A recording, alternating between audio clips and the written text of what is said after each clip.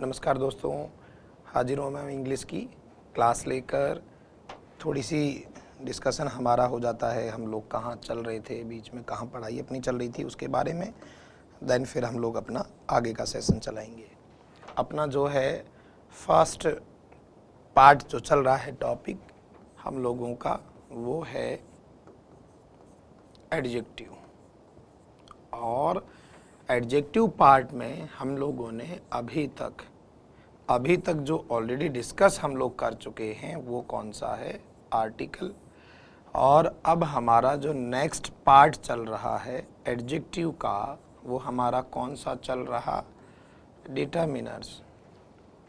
ठीक है, तो डिटरमिनर हमारा पार्ट चल रहा है जो कि एक्चुअली में एडजेक्टिव फैमिली से है। हम लोगों ने डिटरमिनर स्टार्ट करके डिटरमिनर्स स्टार्ट करने के बाद में कल यानी कि पिछली क्लास में हम लोगों ने जानकारी दी थी कि डिटरमिनर्स कौन कौन होते हैं। ये भी आपको बता दिया गया था कि हम जिनको आर्टिकल कहते हैं वो भी डिटरमिनर का ही हिस्सा होता है। तो डिटरमिनर्स की बात कर रहे थे। डिटरमिनर्स में हम आर्टिकल पढ़ चुके हैं। उसके बाद हमने फर्स्ट और सेकंड पॉइंट जो कि हमारी लास्ट क्लास में हम लोगों ने डिस्कस किया था कौन सा डिटरमिनर हमने डिस्कस किया था, अपना सम और एनी। ये हमने डिस्कस कर लिए थे। इनके यूजेज के लिए 4-5 पॉइंट्स भी आपको अच्छे से समझा दिए थे। और लास्ट में हम लोगों ने 10-15 क्वेश्चंस भी किए थे। हल्का सा रिमाइंड करा दें कि सम का यूज सिंपल सेंटेंसेस में, एनी का नेगेटिव और इंटेरोगेटिव सेंटेंसेस में होता है। बाकी इंटेरोगेटिव सेंटेंसेस में मॉडल होता है, तब हम लोग यूजुअली सम लिखते हैं। बाकी सेंटेंसेस में मॉडल के साथ हम एनी लिखते हैं। इफ़ के साथ एनी ज़्यादा बेहतर रहता है। बाकी जो ये नेगेटिव वर्ड्स कुछ बताए थे मैंने क्लास में, हार्डली स्कैर्सली, जिनके साथ भी हम लोग एनी को यूज़ करते हैं। और एक पॉइंट और भी था कि काम अगर हो चुका होता है तो सम को प्रेफरेंस मिलती है, और होने वाला है तब हम एनी को यूज़ करते हैं। तो इसी पैटर्न से आगे बढ़ते हुए हमने इसके क्वेश्चंस कल भी किए थे क्लास में कुछ। अब बात करते हैं आगे नेक्स्ट सेकंड नंबर के बाद अपना आज सेशन जो रहेगा वो रहेगा, बहुत इंपॉर्टेंट वर्ड है ये, ईच और एवरी। बात करते हैं ईच और एवरी की। जैसे कल हमने पहले डिस्कशन किया सम एनी का, तो उसी तरह आज हम लोग पहले अच्छे से डिस्कस कर लेते हैं ईच और एवरी की थ्योरी। और जब थ्योरी हम डिस्कस कर लेंगे तो लास्ट में उसके काफ़ी सारे क्वेश्चंस कर लेते हैं। क्वेश्चंस करने से आपको पता लग जाएगा कि हमारी थ्योरी कितनी समझ में आई। हालांकि फर्स्ट टाइम क्वेश्चंस करेंगे तब भी काफ़ी अच्छा जो है अपना रिस्पॉन्स रहता है, अगर आप सारे पॉइंट्स को अच्छे से क्लियर कर लेते हो तब। देखिए, सबसे पहले बात करते हैं ईच और एवरी के मीनिंग की। ईच का आप हिंदी मीनिंग सोचते होंगे, आपको ध्यान होगा क्या रहता है, प्रत्येक। तो एवरी का भी फिर तो प्रत्येक ही है, यानी हिंदी मीनिंग में कहीं कोई खास इनमें अंतर नहीं है। जैसा ईच का प्रत्येक होता है वैसे ही एवरी का प्रत्येक होता है। तो हिंदी मीनिंग दोनों सेम है, ठीक है। तो दोनों का जो हिंदी मीनिंग पार्ट है वो दोनों एक जैसा है। आप चाहे ईच कहें या एवरी कहें, हिंदी मीनिंग में कोई फर्क नहीं है। जैसा कि सम और एनी में भी हिंदी के आधार पर अंतर नहीं है, क्योंकि हिंदी ट्रांसलेशन के हिसाब से नहीं चलना होता है। देखिए, बात करते हैं ईच और एवरी की। बेसिक जो चीज़ है पहले तो वो हम डिस्कस कर लेते हैं। ईच जो है ना, ईच कब आता, इसका एक बेसिक अर्थ सुन लो। निश्चित रूप से,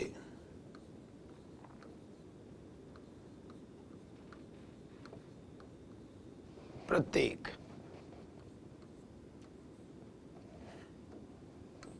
और इसका हम ले सकते हैं अनिश्चित रूप से प्रत्येक। पहले मौखिक वर्बली बात करते हैं। ये क्या है, कि आपने लिखा ईच का निश्चित रूप से प्रत्येक और एवरी का अनिश्चित रूप से प्रत्येक। इसका मतलब समझें आप लोग। देखिए, जैसे मैंने कोई सेंटेंस लिख दिया, आजकल प्रत्येक बच्चे के हाथ में फ़ोन दिखता है, तो यहाँ जो मैंने एक बात कही कि आजकल प्रत्येक बच्चे के हाथ में फ़ोन दिखाई देता है, तो क्या लगता है आपको, क्या 100% हर बच्चे के हाथ में फ़ोन है क्या? नहीं। हम जैसे कुछ गरीब बच्चे ऐसे भी होते हैं जिनके हाथों में फ़ोन नहीं भी है। यानी ये प्रत्येक कैसा है? अनिश्चित रूप से। ज़्यादातर के पास तो है, पर 100% हर एक के पास फ़ोन होना ज़रूरी नहीं है। तो ये स्थिति में हम क्या लिखते हैं? Every child. है तो लगभग सारे, पर अनिश्चित रूप से। लेकिन अगर यही सेंटेंस में ऐसा कहूँ कि मेरे कॉलोनी के 5-10 बच्चे हैं, सबके पास फ़ोन है, यानी ये स्थिति कैसी हो सकती है? निश्चित रूप से। तो यहाँ हम क्या लिख सकते हैं? ईच। तो ये इनका मीनिंग है।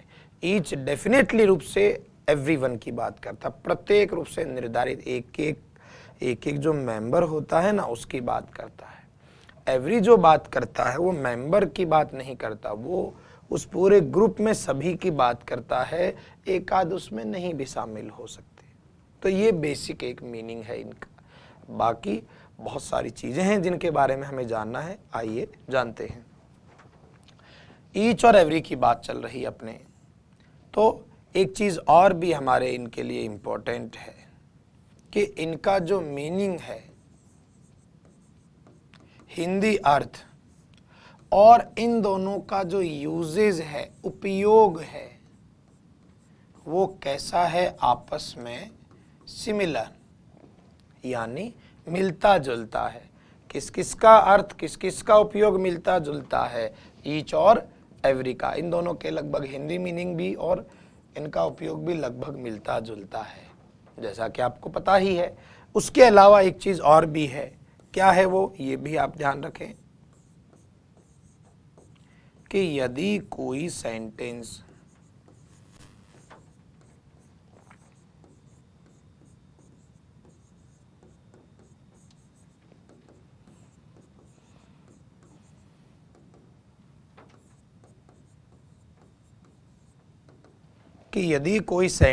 ईच या एवरी से स्टार्ट हो,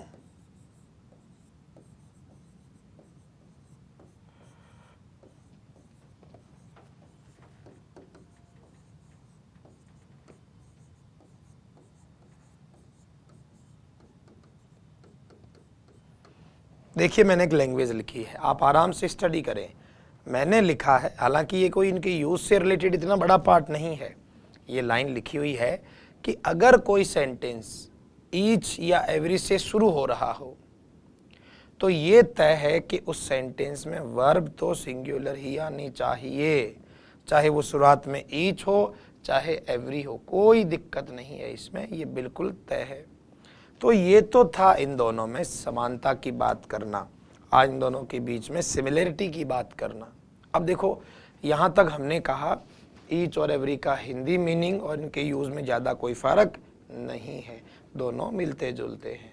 दोनों का मतलब भी, हाँ इतना जरूर कहा, ईच प्रत्येक समूह के एक एक रूप से, निश्चित रूप से एक एक मेंबर की बात करता है, जबकि एवरी जो है अनिश्चित रूप से सबको शामिल लेकर बात करता है। खैर ये चीज़ें भी आपको आगे पॉइंट्स में क्लियर करवा दूंगा। बाकी एक चीज़ ये भी नोटेबल है कि अगर कोई सेंटेंस की शुरुआत ईच एवरी से है, तो ये तय है कि उसमें वर्ब आपको कैसी लिखनी होगी? सिंगुलर। हालांकि ये मुद्दा यहाँ बातचीत करने का नहीं है सिंगुलर वर्ब वाला, क्योंकि आपके एक टॉपिक आएगा सब्जेक्ट वर्ब एग्रीमेंट, उसमें इस चीज़ को स्पष्ट लिखकर समझेंगे। अभी मुद्दा है ईच और एवरी के अंतर को पढ़ने का। तो ये सब तो थी इन दोनों की कॉमन जानकारी। अब बात करते हैं इनके डिफरेंस की। तो अब आप हेडिंग लिखें अपनी नोटबुक में, डिफरेंस।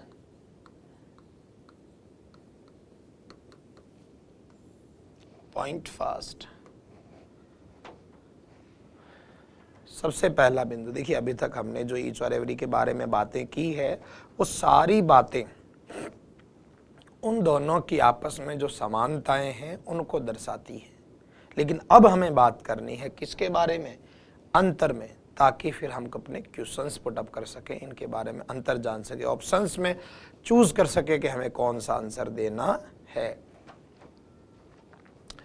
देखिए सबसे पहली और जरूरी बात, हम ईच का जो यूज करते हैं वो दो के लिए भी कर सकते हैं और दो से ज्यादा के लिए भी कर सकते हैं। मतलब ये है कि आप ईच का यूज दो के लिए भी कर सकते हो और दो से ज्यादा के लिए भी कर सकते हो जहां संख्या की बात हो। लेकिन बात अगर आती है किसकी, एवरी की, तो याद रखें एवरी का जो यूज है वो दो के लिए कभी नहीं हो सकता। इसका यूज सिर्फ और सिर्फ कब होता है, जब संख्या कितनी हो, दो से ज्यादा। हमने क्या देखा यहाँ पर, पहले बिंदु को आप लैंग्वेज बनाकर भी अपने शॉर्ट नोट्स बना सकते हो। क्या बना सकते हो कि ईच का यूज दो और दो से ज्यादा के लिए और एवरी का यूज सिर्फ दो से ज्यादा के लिए। देखिए ध्यान से समझे मेरी बात को, ईच का यूज आप दो के लिए भी कर सकते हो और दो से ज्यादा के लिए भी कर सकते हो, लेकिन एवरी का यूज आप दो के लिए नहीं कर सकते, सिर्फ और सिर्फ दो से ज्यादा के लिए ही कर सकते हो। हम वर्बली सेंटेंस भी समझते हुए चलते हैं। जैसे हमने कोई सेंटेंस लिखा, मैं अपने प्रत्येक हाथ से लिख सकता हूँ, मैं अपने प्रत्येक हाथ से लिख सकता हूँ। अब आपको पता है मेरे हाथ कितने, दो, तो ऐसी स्थिति में सिर्फ और सिर्फ क्या आ सकता है, ईच, क्योंकि एवरी का यूज दो के लिए नहीं कर सकते। तो यहाँ क्या आएगा, ईच हैंड। ऐसे हम और भी एग्जाम्पल देख सकते हैं। क्या एग्जाम्पल देख सकते हैं हम ऐसे एग्जाम्पल ये देख सकते हैं, मेरे प्रत्येक पैर में प्लास्टर बंधा है। तो कितने पैर हैं मेरे, दो। तो जब हमें पता हो कि निश्चित रूप से दो की ही बात हो रही, तो हम सिर्फ और सिर्फ किसका यूज करेंगे, ईच का। केवल दो के लिए एवरी का यूज नहीं करते। और अगर बात दो से ज्यादा की होगी, दो से ज्यादा की होगी तो उसके लिए आगे वाले पॉइंट पढ़ेंगे। आपने कहा जैसे मैं अपनी प्रत्येक आंख से बराबर देख सकता हूं, तो मेरी आंखें कितनी, दो, और दो के लिए सिर्फ ईच आ सकता है, एवरी नहीं। तो ये था पहला बिंदु। क्या पहला बिंदु, कि ईच का यूज दो के लिए और दो से ज्यादा दोनों स्थितियों में हो सकता है, लेकिन एवरी का यूज सिर्फ दो के लिए नहीं, दो से ज्यादा के लिए ही होता है। चलते हैं बिंदु संख्या 2 की तरफ। एक एक बिंदु को ध्यान से सुने, अगर आप समझेंगे नहीं तो आगे के प्रश्न कैसे होंगे। सेकंड पॉइंट लिखें या आप समझें, ईच के जस्ट नेक्स्ट ऑफ लिखा जा सकता है। क्या कहा मैंने, ध्यान से सुने, ईच के तुरंत बाद में ऑफ लिखा जा सकता है, लेकिन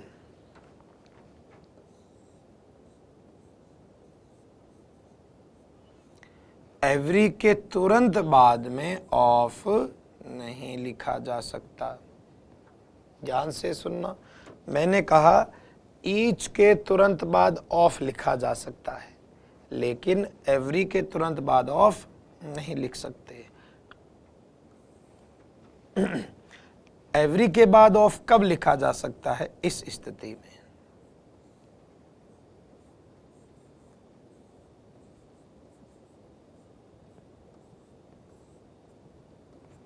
ऐसा तो संभव है, मैं ये कह रहा कि ईच के तो तुरंत बाद ऑफ आ जाता है, पर एवरी के तुरंत बाद ऑफ नहीं लिख सकते। हाँ, एवरी के बाद अगर कोई नाउन आ रहा तब जरूर ऑफ लिख सकते हैं। मतलब मैं ये कह रहा हूं कि हम ईच ऑफ लिख सकते हैं, लेकिन एवरी के जस्ट बाद में ऑफ नहीं लिख सकते। हाँ, ऐसा लिखा जा सकता है, एवरी वन ऑफ, ये कोई नाउन प्रोनाउन दे रखा तब जरूर हम ऐसा कर सकते हैं। देखिए आप शॉर्ट नोट्स प्लीज बनाते चलें, हम जो जो चीजें पढ़ते जाते हैं वो प्लीज आप लोग जो है लिखते जाएं।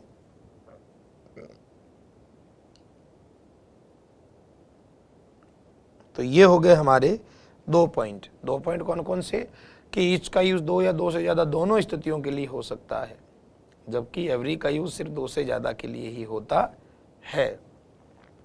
अब बात करते हैं बिंदु संख्या 3, पेज नेक्स्ट ले लेते हैं।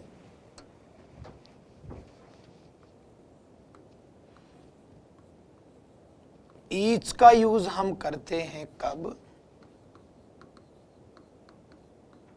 जब हमें कोई संख्या निश्चित लगे, कोई निश्चित संख्या की बात करता हो। निश्चित संख्या, या आप ये कह सकते हो ये डेफिनेट को हम निश्चित भी लिख सकते हैं, या संख्या जब क्या हो, कम संख्या, या कैसी बात कर रहा हो वो छोटे स्तर की बात है। लेकिन एवरी का यूज किसके लिए, जब संख्या कैसी हो, अनिश्चित, जिसकी जिक्र हमने शुरू में किया, अनिश्चित संख्या। या अगर बात करें आप बहुत ज्यादा संख्या की भी बात हो, बहुत ज्यादा का भी मतलब मैं समझा दूंगा, या बहुत बड़े स्तर पर कोई बात की जाती है, तब आता है एवरी। जैसे आपने कोई सेंटेंस लिखा है, सेंटेंस ये लिखा कि प्रत्येक विद्यार्थी को मेहनत करनी चाहिए। अब यहाँ पर आपने कहा प्रत्येक विद्यार्थी, अब विद्यार्थी तो आपको पता कितने ज्यादा हैं, ये कैसी बात है, बड़े स्तर की। यहाँ बच्चों की संख्या का कोई अता पता नहीं, तो क्या आएगा, एवरी। लेकिन अगर मैं कहूँ कि अपनी कक्षा के प्रत्येक विद्यार्थी को मेहनत करनी चाहिए, तो ये संख्या क्या होगी, थोड़ी कम, छोटे स्तर की बात, और कक्षा में विद्यार्थी की संख्या क्या, लगभग निश्चित। तो ऐसी स्थिति में क्या आता, ईच। तो एवरी का यूज जो हम करते हैं वो बड़े स्तर पर करते हैं, अनिश्चित की बात करें तब, और ईच का यूज छोटे स्तर पर, जब निश्चित की बात हो तब। लिख ले आराम से, देखो शॉर्ट नोट्स नहीं बनाओगे तो व्यवस्था नहीं चलेगी।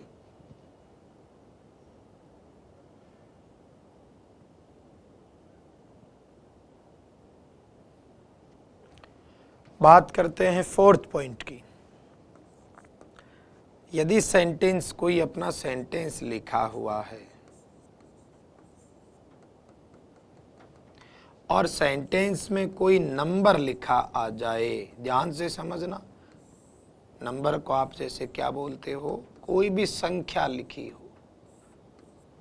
संख्या जैसे 1 2 3 4 5 कुछ भी लिखा हो, और उसके बाद आपसे पूछे कोई खाली स्थान देकर, तो याद रखें ऐसी स्थिति में सिर्फ और सिर्फ क्या आएगा, ईच। क्योंकि आपको पता है कि आपने पहले कोई संख्या दे रखी है तो वो निश्चित हुआ, तो ये तो एक स्थिति। और यदि ऐसा हुआ, कोई सेंटेंस लिखा है और उस सेंटेंस में आपने क्या लिखा देखा, नंबर। नंबर को आप हिंदी में क्या बोलते, संख्या। तो संख्या के तुरंत पहले याद रखें सिर्फ और सिर्फ क्या लिख सकते, एवरी। देखिए 4th पॉइंट को ध्यान से सुन लें, उसके बाद आप नोट करने की कोशिश करें कि अगर कोई सेंटेंस में संख्या दी हुई है, कुछ भी संख्या दे रखी हो, तो उस संख्या के बाद अगर पूछता है तब तो आएगा ईच। और अगर संख्या दे रखी और संख्या के तुरंत पहले पूछे तो क्या आएगा, एवरी। अच्छे से नोट डाउन करें, मैं सभी के जो है एग्जाम्पल्स आपको कराऊंगा समझाते हुए।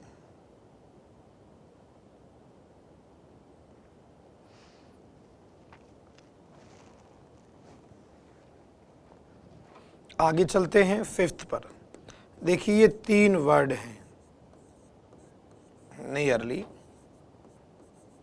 Almost, practically.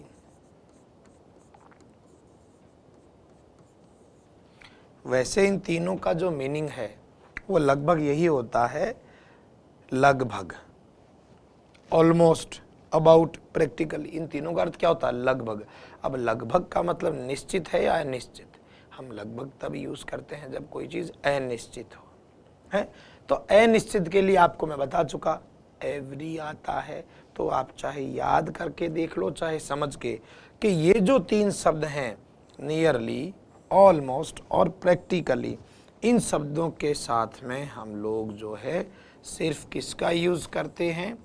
एवरी का।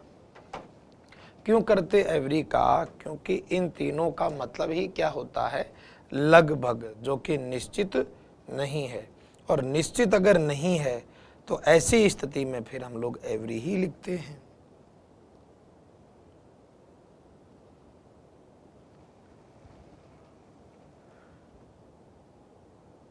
आगे चलते हैं, अगला और आखिरी बिंदु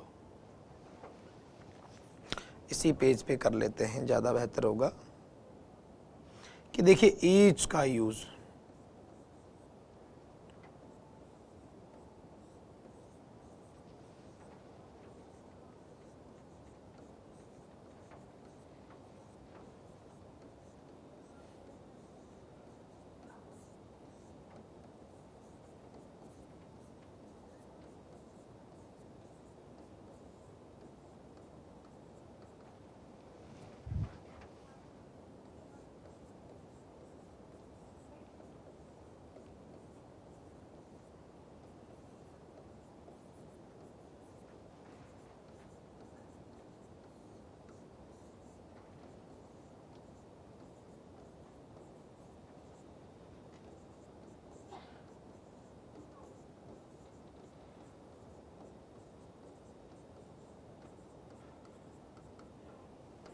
देखिए 2 चीजें लिखी है हमने।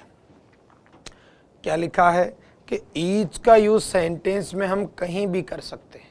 कहीं भी का मतलब है कि इसको अपने बाद आधार की जरूरत नहीं है। आप भले इसको सेंटेंस के शुरू में लिख लें, बीच में लिख लें या लास्ट में लिख लें, ईच को आधार की जरूरत नहीं है। लेकिन एवरी का क्या? एवरी का यूज केवल किसके पहले होता है? नाउन के पहले। यानी आप याद रखो कि नाउन है तो ही किसका यूज करोगे? एवरी का। अगर नाउन है ही नहीं तब एवरी का यूज नहीं करेंगे। बिना नाउन के कौन आ सकता है? ईच। जैसे मान लो कहीं कोई सेंटेंस एंड हो गया, खत्म हो गया सेंटेंस, तो सेंटेंस एंड हो गया और आपसे वहां पूछ रहा है ईच या एवरी में से क्या आएगा। अब आपको पता है कि एवरी तो अकेला आने से रहा, क्योंकि एवरी को तो अपने बाद में नाउन चाहिए, आधार चाहिए। तो ऐसी स्थिति में क्या आएगा? ईच। या मान लो कोई सेंटेंस लिखा है, उसमें ब्लैंक दे रखा, खाली स्थान दे रखा है, उसके जस्ट बाद कोई वर्ब लिखी है, क्रिया लिखी है, तो वहाँ क्या है? तो आपको पता है कि क्रिया है, नाउन नहीं, और बिना नाउन के एवरी नहीं आता है। क्या आता है? ईच आता है। तो ये जो कुछ बेसिक चीज़ें हैं ये हमने बात की है। तो यहाँ तक देखिए ये सारा डिस्कस आप एक बार अच्छे से दिमाग में बैठा लें, क्योंकि अब हम थोड़े थोड़े क्वेश्चंस को डिस्कस करेंगे। हम बात कर रहे हैं ईच और एवरी के बारे में।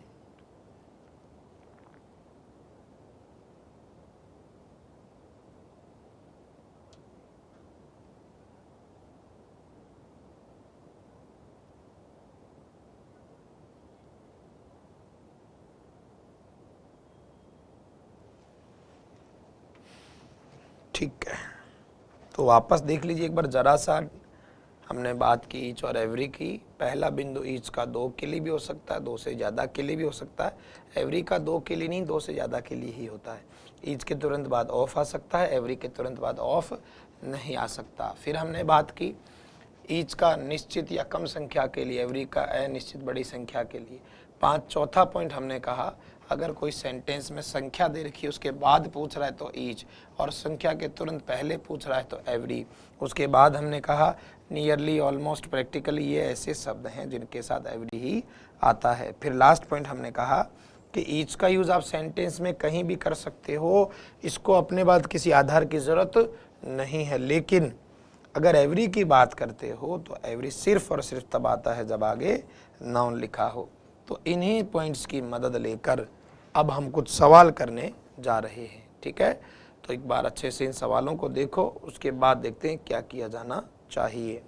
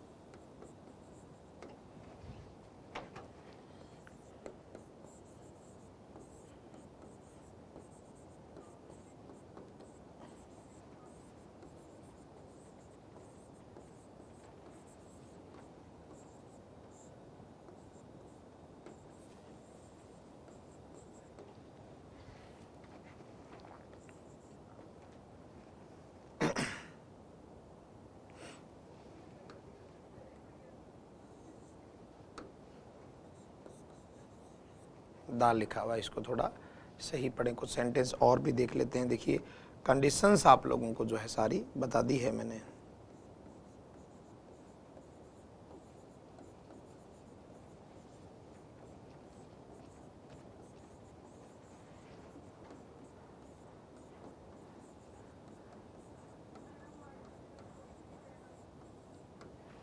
एक बार ये लिखो सेंटेंस, अभी और भी लिखने होंगे। एक बार जो है वीडियो पॉज करके आप लोग सारे सेंटेंस अच्छे से लिख लें।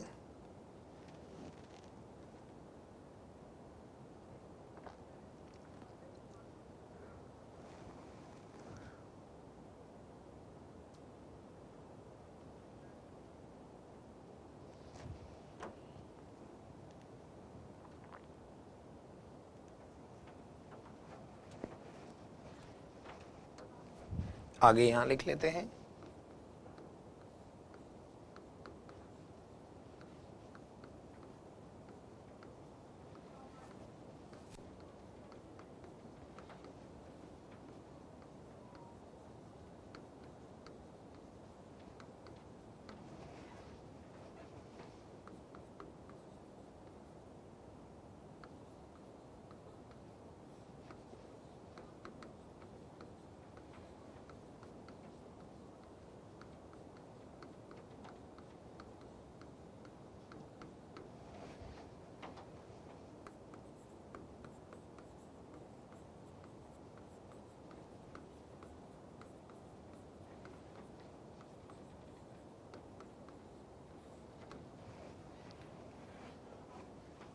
अपने को सेंटेंस को अच्छे से देख कर, स्थिति कंडीशन समझ कर ही आगे बढ़ना है, ठीक है। तो ये कुछ सेंटेंसेस हैं, हम लोग बात कर रहे थे ईच और एवरी की। तो देखते हैं कौन कितना सही कर पाता है। इनको भी आप लिख लें। तो आप अगर सेंटेंस को या इन चीज़ों को बहुत अच्छे से सीखना अगर चाहते हैं तो आप सेंटेंस को लिखकर हर सेंटेंस के एंड में अपने हिसाब से जो उत्तर होना चाहिए वो ज़रूर लिखें। अदरवाइज़ देखिए अपना काम नहीं बनेगा। तो लिख लें वीडियो पॉज करके, और फिर जो है हम लोग इनके आंसर्स को अच्छे से डिटेल्ड डिस्कशन करते हैं। क्योंकि देखिए थ्योरी बताने के बाद जब तक उसका डिस्कशन नहीं होता तब तक वो चीज़ पढ़ी हुई नहीं मानी जाती है।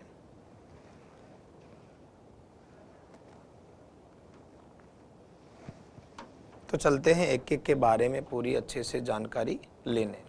सबसे पहले dash of the boys has been invited. यहाँ क्या कह रहा है कि लड़कों में से प्रत्येक को इनवाइट किया गया। अब यहाँ पर ऑफ लिखा है, ये क्या लिखा है? ऑफ। हमारी अच्छे से बात हुई थी कि किसके तुरंत बाद ऑफ आ सकता है और किसके बाद नहीं। तो याद रखो किसके तुरंत बाद ऑफ आ सकता है? ईच। हमने कहा था ईच के तुरंत बाद ऑफ आ सकता है, एवरी के बाद नहीं आ सकता। तो पहले में आंसर हो जाएगा ईच। बात करते हैं सेकंड सेंटेंस की कि dash student should work hard, कि भाई प्रत्येक विद्यार्थी को मेहनत करनी चाहिए। यहाँ विद्यार्थी विशेष नहीं है, ये तो कॉमन एवरेज सभी की बात करा, बड़े स्तर पर बात हुई है। तो ये कोई निश्चित की बात नहीं हो रही। क्या आएगा? Every student. नंबर 3, प्रत्येक विद्यार्थी। कौन सा प्रत्येक विद्यार्थी? जो इस क्लास का है। छोटी संख्या, निर्धारित संख्या। छोटी संख्या, निर्धारित संख्या छोटे स्तर पर किसका यूज करते हैं? ईच का। आगे बढ़ते हैं फोर्थ पर। क्या लिखा है कि वहां गाड़ियां खड़ी हैं, पार्क की हुई है। किसकी तरफ? गली के प्रत्येक तरफ। अब गली हो या रोड हो, गली या रोड की तरफ कितनी होती है भैया? तो इस तरफ होगा या उस तरफ, दो ही तरफ गाड़ियां खड़ी होती है, बीच में तो खड़ी करने से रहे। तो जब आपको पता है कि दो ही साइड है और दो के लिए सिर्फ और सिर्फ कौन आता है? ईच। चलते हैं आगे। मैं लिख सकता हूं प्रत्येक हाथ से आसानी से। तो मैं प्रत्येक हाथ से आसानी से लिख सकता हूं। हाथ कितने हैं मेरे? 2। यहां एक चीज और भी आप अच्छे से ध्यान रखना क्या ध्यान रखना, देखिए कि अगर यहाँ पर हैंड की जगह होता हैंड्स, तब हम ईच नहीं क्या लिखते, बहुत। ये थोड़ा सा ध्यान रखने वाली बात है। यहाँ बहुत भी आ सकता है, लेकिन यहाँ फिर क्या होना चाहिए था, हैंड्स। ठीक है ना, हैंड है इसलिए हमने क्या लिखा है, ईच लिखा है।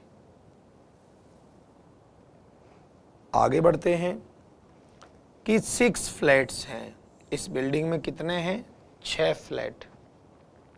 याद करो एक पॉइंट कि अगर संख्या दे रखी है और उसके बाद में पूछे, संख्या दे रखी है और उसके बाद में पूछे, देखिए ये वाला पॉइंट, संख्या दे रखी और उसके बाद में पूछे, तो संख्या देकर अगर उसके बाद में पूछता है तो हमें आंसर क्या लिखना, देखो 6 फ्लैट हैं, तो संख्या देकर बाद में हमें जो पूछेगा उत्तर क्या होगा, ईच। आगे देखिए, वहां के लिए बस है प्रत्येक 10 मिनट में, जयपुर के लिए प्रत्येक 10 मिनट में। संख्या की बात कर रहे, और मैंने क्या कहा, संख्या के तुरंत पहले कौन, एवरी।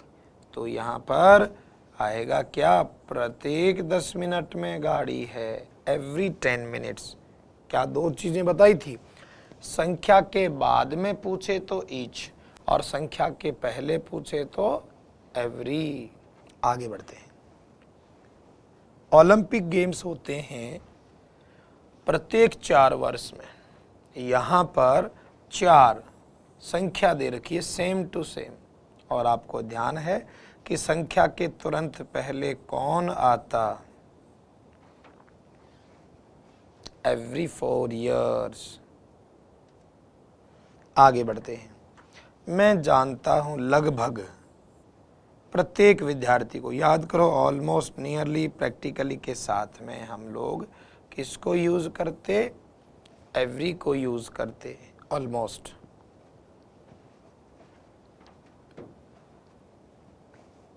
सेंटेंस का अच्छे से रीजन भी पता होना चाहिए कि किसका आंसर ये है तो क्यों है। Dash side of A square, square जो कि चौकोर होता है, तो उसकी जो साइड होती है वो निर्धारित होती है, वो सारी सेम होती है। और निर्धारित यानी निश्चित, निश्चित यानी कि किसी वृत्त की, या जिसको आप वर्ग बोलते होंगे स्क्वायर को हिंदी में, तो उसकी प्रत्येक साइड जो होती है वो समान लेंथ की होती है। तो वो समान लेंथ की होती है, यानी उसकी साइड्स तो निर्धारित हैं, निश्चित हैं, और निश्चित के लिए ईच आता है। 11 नंबर, हमको दिया गया प्रत्येक को एक फ्री किताब।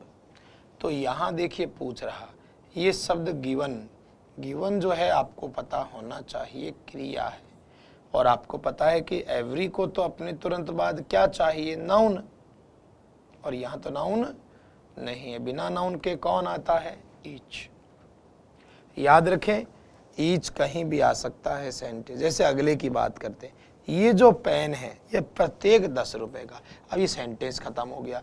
अब अगर यहाँ सोचो, अगर यहाँ हम क्या लिखना चाहते, एवरी, तो आगे आगे क्या होना चाहिए था, लेकिन यहाँ नाउन नहीं है, इसलिए हमने क्या लिखा, ईच। तो देखिए सारे क्वेश्चंस को एक बार आप अच्छे से टैली कर लें, और आप सोचें कि आपने जो खुद अपने मन से किए हैं उनमें से आपके कितने सही हुए। जितने सही हुए उतना ही आंकड़ा देखो हमेशा अपना सही चलना चाहिए। बढ़ते हैं आगे। दोनों ही पार्ट को अच्छे से वीडियो पॉज करके आंसर्स को टैली करें, और उससे हमें आइडिया लगेगा कि देखिए क्या हिसाब से अपना काम बनता है। ठीक है, चलें, ये था हमारा ग्रामर का पोर्शन। अब अगला पोर्शन आता है अपना वर्ड मीनिंग का। तो वर्ड मीनिंग में हम लोग जो है 1 वर्ड लिख रहे हैं। हमने पिछली कक्षा तक हम लोगों ने जो है याद किए INE वाले 1 वर्ड्स। अब हम लोग वो 1 वर्ड्स याद करेंगे जिनके एंड में लिखा आता है लूजी या फी, और उसका हिंदी में तो अर्थ क्या निकलता, किसी न किसी का अध्ययन या किसी न किसी का विज्ञान। किसी न किसी का अध्ययन या किसी न किसी का विज्ञान, ये उसका हिंदी ही नहीं निकलता। इंग्लिश में क्या कह देते हैं? स्टडी या क्या? Science of. Science of. कौन से शब्दों की बात कर रहे हैं हम? जिन शब्दों के अंत में लॉजी या फी आता है। हमने कल यानी पिछली क्लास में एक ग्रुप पूरा किया है INE वाला। हम ग्रुप में याद करते हैं वर्ड मीनिंग्स को, तो वही रोज के 5 वर्ड।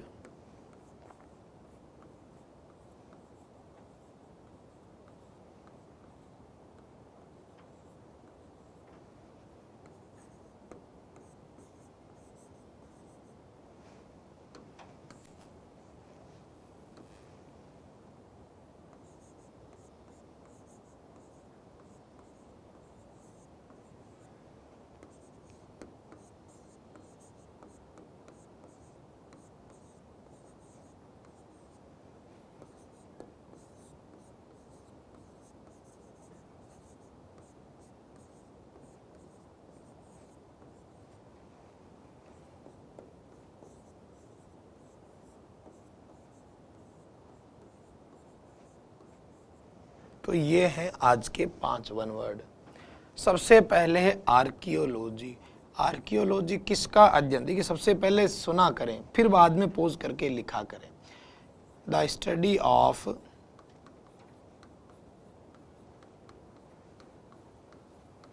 प्री हिस्टोरिक पीपल, पुराने लोगों का अध्ययन, जिसको पुरातत्व विज्ञान भी बोलते हैं। पहले के समय में कैसे कैसे लोग हैं, उनका विकास कैसे हुआ, तो पुरातत्व विज्ञान, प्री हिस्टोरिक पीपल का अध्ययन। पैथोलॉजी, पैथोलॉजी कौन सा विज्ञान?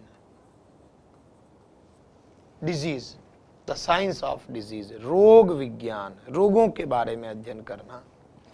फिलोलॉजी, द साइंस या स्टडी ऑफ लैंग्वेजेस, भाषाओं का अध्ययन करना, साहित्य के बारे में अध्ययन करना, फिलोलॉजी।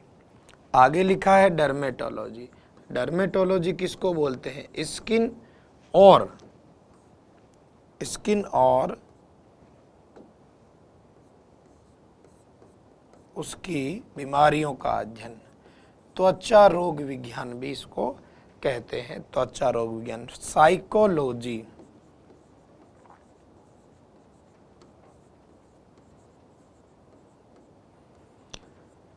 साइंस या स्टडी ऑफ ह्यूमन बिहेवियर, मनोविज्ञान। तो एक बार अच्छे से देख लें और इनकी हिंदी भी सुनते चलें और लिखते जाएंगे तो ज़्यादा बेहतर होगा। हमने लिखा है, स्टार्टिंग से मिला लें अच्छे से। आर्कियोलॉजी पुरातत्व विज्ञान, पैथोलॉजी रोग विज्ञान, फिलोलॉजी भाषा विज्ञान, डर्मेटोलॉजी त्वचा विज्ञान, साइकोलॉजी मनोविज्ञान। तो ये तो बातें थी वन वर्ड्स की। आप सारी चीज़ों को, जितनी भी चीज़ें आती है उनको जो पोज कर करके लिखते रहें हमेशा। अब बात करते हैं आगे।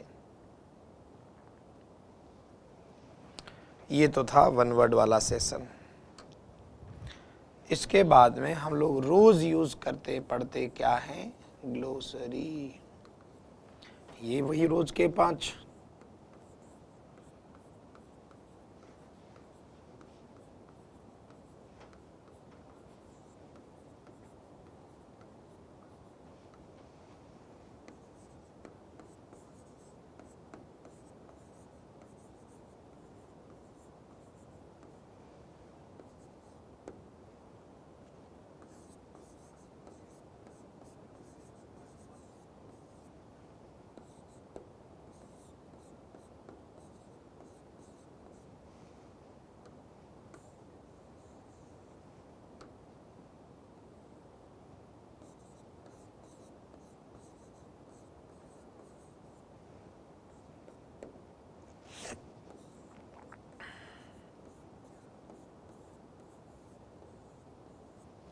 तो इनको भी ध्यान से देखें।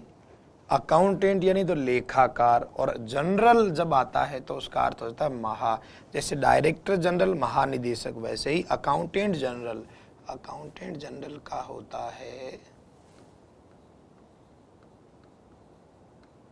महालेखाकार भी बोलते हैं,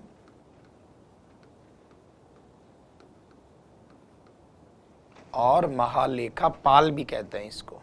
पहले देखते जाएं, सुनते जाएं, तब एक साथ लास्ट में लिखा करो। बाई कैमरल, देखिए बाई यानी होता है दो, बाई यानी दो, कैमरल यानी सदनीय, जहां पर दो सदन हो, जैसे अपने यहाँ है ना दो सदन वाला, ऐसा। कार्टेज, कार्टेज जब अपन किसी गाड़ी का भाड़ा देते हैं, गाड़ी भाड़ा। डिस्प्लेस्ड, जिसका प्लेस चेंज कर दिया हो, हिंदी में इसके लिए ज़्यादा बेहतर शब्द होगा विस्थापित। और एम्प्लॉयर, एम्प्लॉयर का हिंदी अर्थ जो पारिभाषिक शब्दावली वो क्या है, नियोक्ता। और नियोक्ता का मतलब क्या है, नियुक्ति देने वाला। कि आपको जैसे गवर्नमेंट में जॉब मिली तो आपका नियुक्ति आदेश किसके नाम से आया, वो है नियोक्ता। ठीक है, अब आप अच्छे से इनको नोट कर लें, वीडियो पॉज करके फिर हम आगे बढ़ेंगे।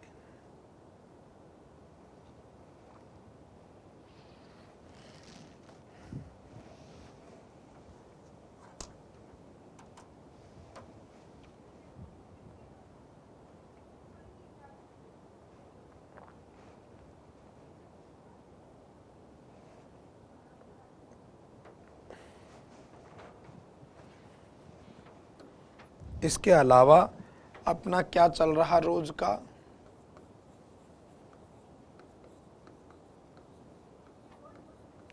कन्फ्यूजेबल वर्ड्स, ये भी रोज के 2-3 पढ़ते हैं हम लोग।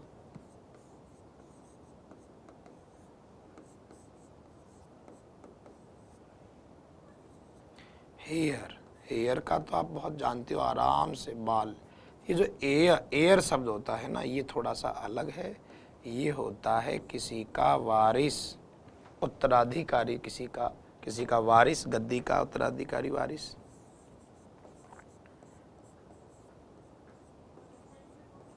गेट, दरवाजा, जो कि बहुत नॉर्मल शब्द है। और ये गेट, इसका अर्थ होता है चाल।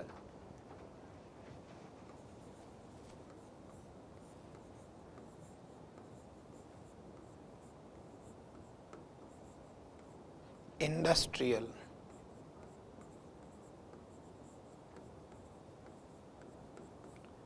औद्योगिक, इंडस्ट्री से रिलेटेड, औद्योगिक।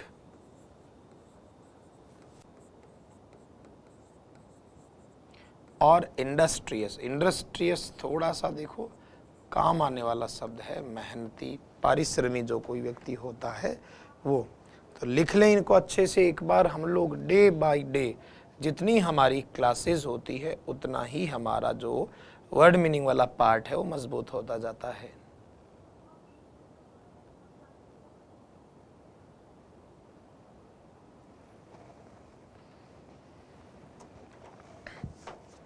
इसके आगे चलते हैं। हमारा एक वर्ड मीनिंग का सेशन और भी हम लोगों ने हाल ही की कक्षाओं से स्टार्ट किया है। इडियम्स, फ्रेजेस कह दीजिए, प्रोवर्ब्स कह दीजिए, कहावत, मुहावरे, ये हम पहले भी 5 लिख चुके हैं।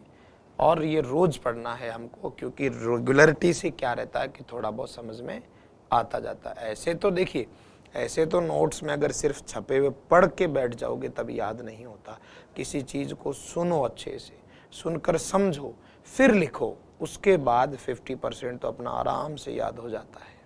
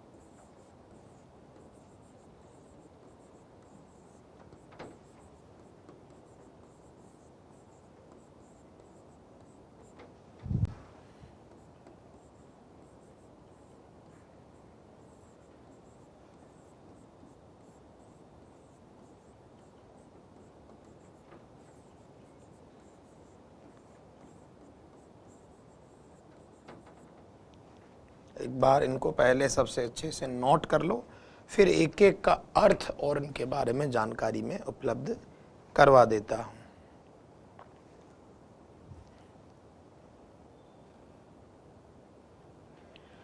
हम लोग पहले भी जो है इनके वीडियो पोस्ट करके आप लिखते रहें रोज के रोज। हम पहले भी 5 जो है एडियम फ्रेज लिख चुके हैं। बाकी वन वर्ड तो बहुत सारे हो गए, वन वर्ड हो चुके हैं, ग्लोसरी काफ़ी सारी हो चुकी है, ठीक है। पर ये वाला जो पार्ट है अपना, ये थोड़ा सा ध्यान रखें।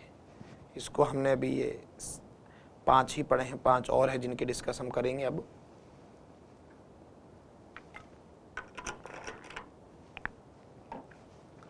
देखिए, फॉर गुड अच्छे से जब लिखकर बैठ जाओ तो समझा करो, फिर जितनी हिंदी लिखने की आवश्यकता है उतनी ही लिखा करो। बहुत ज़्यादा हिंदी शब्दों का यूज़ करने से देखिए आपको ये अंग्रेजी में याद नहीं होंगे, क्योंकि फिर परीक्षा में ऑप्शन हिंदी में नहीं मिलता है, इसलिए ये खास कर ध्यान रखें। फॉर गुड यानी हमेशा के लिए, फॉर एवर हमेशा के लिए, परमानेंटली। अगला क्या है? Get rid of, get rid यानी किसी चीज से मुक्त हो जाना, छुटकारा पाना, मुक्त होना, किसी चीज से छुटकारा पाना या मुक्त होना। आगे देखिए, हैंड इन ग्लव, हाथों में ग्लव, हाथों में और ग्लव्स, हाथ और ग्लव्स तो साथ रहते हैं, तो क्लोज रिलेशनशिप यानी घनिष्ठता या घनिष्ठ संबंध, जैसे 2 मित्र रहते हैं साथ में, बहुत अच्छी दोस्ती उनकी है, तो वो हैंड इन ग्लव, भाई हाथ और ग्लव्स तो एकदम ऐसे रहते हैं अंदर, वैसे। इन ल्यू ऑफ, ये ल्यू का अर्थ ही होता किसी की जगह पर बदले, तो इन ल्यू ऑफ यानी किसी के स्थान पर, के स्थान पर, इन प्लेस ऑफ। इसके लिए अंग्रेजी में एक शब्द और भी आपने सुना होगा, कभी ध्यान में आया हो ये वर्ड, ये भी यूज किया जा सकता है। आगे देखो, अगले वाला भी काफी काम का है, jack of all trades, jack of all trade यानी सारे काम, यानी ऐसा व्यक्ति जो कर सकता है या करता है बहुत सारे कार्य करता है। जैसे कभी कभी बिजली की फिटिंग करना शुरू कर देता है, कभी कभी पानी के पाइप फिटिंग करता है, कभी कभी पंचर की दुकान खोल लेता है, कभी कुछ और कभी कुछ कर लेता है, यानी काम बहुत सारे करता है वो, लेकिन but is not an expert in any of them, यानी ये है जैक ऑफ ऑल ट्रेड का मतलब कि काम तो बहुत सारे करता है, छोटे बड़े कई काम करता है वो, लेकिन एक्सपर्ट किसी में नहीं है। मतलब काम थोड़े बहुत सारे जानता पर बहुत अच्छा किसी काम को जानता नहीं है, तो उसको हम क्या कहते हैं? जैक ऑफ ऑल ट्रेड, यानी बहुत सारे कार्यों को जानने वाला लेकिन अनुभवी किसी में नहीं हो। देखो इस तरीके से ये अपने हो गए। हम लोग ध्यान रखें, देखिए हमारा रोज का जो सेशन चल रहा है वो स्टार्टिंग का सेशन हमारा रहता है ग्रामर का अप्रोक्सीमेटली 30 से 40 मिनट्स डेली का, और बाकी का उसका जो सेशन अपना चल रहा होता है वो किसका चल रहा होता है? वोकैबुलरी का, जो कि चलता है 15 से 20 से 25 मिनट। हमारे वोकैबुलरी में हमने 4 चीज़ें आजकल पढ़ना शुरू कर दी हैं। एक अपना वन वर्ड सब्स्टिट्यूशन, दूसरा जो है वो कन्फ्यूजेबल वर्ड, तीसरा हम जो पढ़ रहे हैं वो है ग्लोसरी ऑफ टेक्निकल टर्म्स, और चौथा जो आजकल में ही 2-3 दिनों से या 2-3 कक्षाओं से ही हमने जो याद करना शुरू किया है वो क्या है?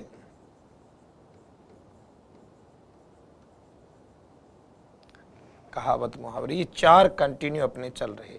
बस एक चीज़ और रह गई है, उसको भी जल्दी ही हम लोग जो है ले में लाएंगे, एंटोनिम्स सिनोनिम्स, यानी सामान्य शब्द वाले, पर्यायवाची और विलोम अर्थ वाले विलोमार्थी शब्द। तो ये जरूर हमारा एक सेक्शन जो अभी वर्ड मीनिंग का हमसे थोड़ा दूर है, यानी जिसको हम रेगुलरिटी से भी ले नहीं रहे हैं, तो जल्दी ही जो है हमारा ये वाला सेशन भी हम स्टार्ट कर देंगे। बहरहाल आप लोग अपनी नोटबुक में 5-7 पेज की जगह इनके लिए छोड़ें, 2-4 पेज की इनके लिए, 2-4 पेज की इनके लिए और 5-4 पेज की इनकी जगह छोड़ें। क्योंकि डे बाय डे रोज़ के 5 ये 3 ये 5 ये 15 लगभग आप लोग डेली के 20 शब्द तैयार करते हैं और डेली के 20 शब्द बहुत होते हैं। 20 शब्दों का मतलब है कि अगर 3 महीने पढ़ा जाए तो आप सोचें बहुत अच्छा एक जो स्तर होता है वर्ड मीनिंग का वो तैयार हो जाता है। तो ये आप ध्यान रखें, ग्रामर आप अपना अलग सेक्शन चलने दें और वर्ड मीनिंग को अलग जगह लिखें। हमारे डिटर्मिनर चल रहे हैं, हमने सामान्य पढ़ लिया है और ईच एवरी पढ़ लिया है। कल की क्लासेस में आगे के पार्ट्स पढ़ेंगे। Thank you.